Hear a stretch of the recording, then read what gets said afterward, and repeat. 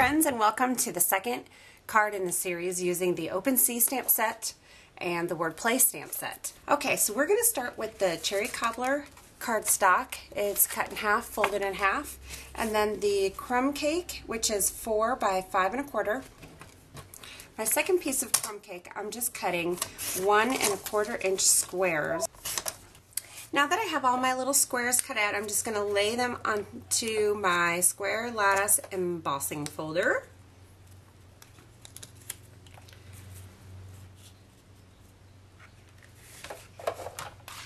And then on tab 1 of my Big Shot, and with my cutting blades, 1 on top, 1 on bottom, just going to roll this through.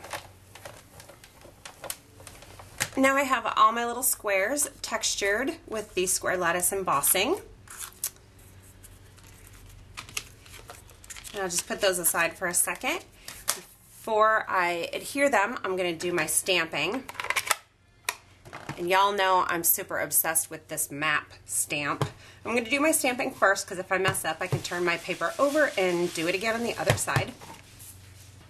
And then in soft suede, I'll stamp the You Mean the World to Me.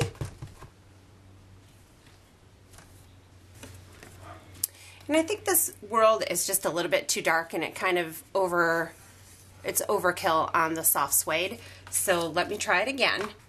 And then I'm just going to stamp it off once so that it's a little bit lighter when I stamp it on the crumb cake cardstock. Now when I stamp You Mean the World to Me, it should be quite a bit darker. Yeah, that works better. Now I'm just going to take my little square pieces, and I could do snail adhesive, but they are pretty bumpy, so the liquid glue is going to work a little bit nicer on this.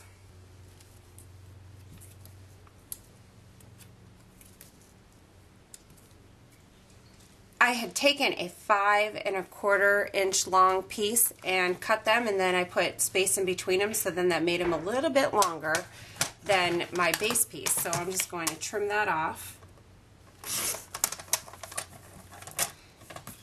And I made them go off the top edge a little bit as well. I'm going to trim off this side a little bit too so that both ends go right up to the edge of the paper. Then I'm going to take a piece of Very Vanilla that's just a little bit larger. Adhere that down. And then I'll take my baker's twine and put a little bit of adhesive on the back of my Very Vanilla.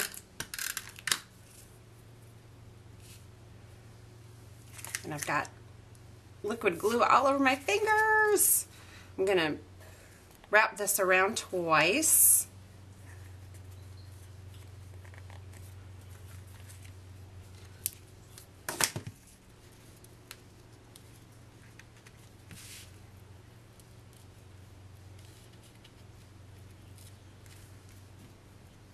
I want them to cross over on this side so then I can add a brad.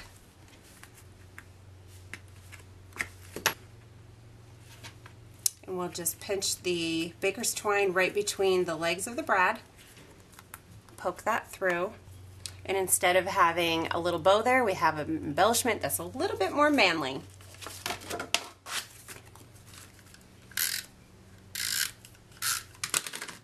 Now we'll attach this to the base of our card,